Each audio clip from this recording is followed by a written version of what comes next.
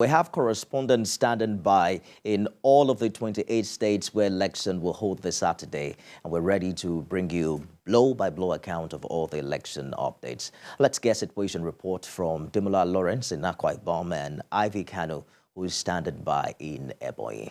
Thank you for joining us on the program. Let's begin with you, Demola. What part of Akwa Ibom are you, and what's the update right now? Okay, Nifemi, I'm actually in Uyo. Of course, that's the capital of Akwa Ibom. And of course, if you can see at my back, right here, I'm actually at the INEC office.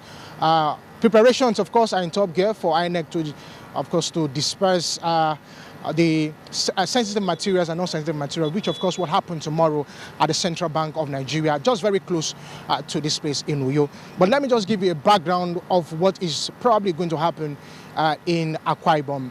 Akwa Ibom, of course, in 2019, you look at the registered voters was 2,119,000, and out of that 2,119,000, only over 600 voters, of course, were able to vote during the presidential election. You go to the governorship election, they have over 712 voters, so there's a gap of over 100,000. Then you come to the 2023 general elections. Of course, we just passed on the presidential election. We just passed on, which is of course for registered voters was 2,538,000 voters that registered in Akwa Ibom, and out of that, over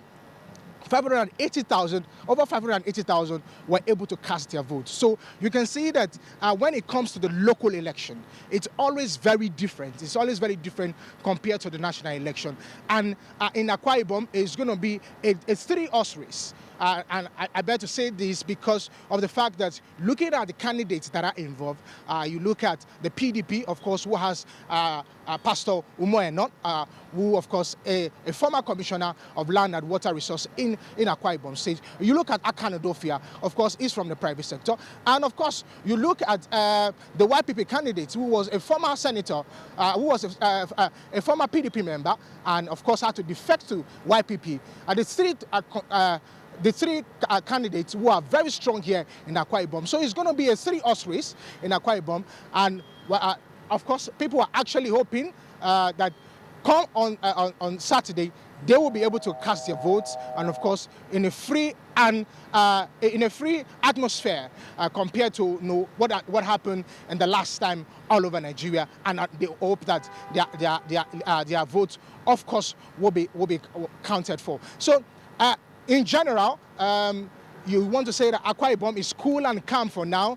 And of course, what is going to happen on the on 18 is the things that we're going to be unfolding starting from tomorrow, where the sensitive materials will be distributed by INEC at the Central Bank of Nigeria, just very close to this place.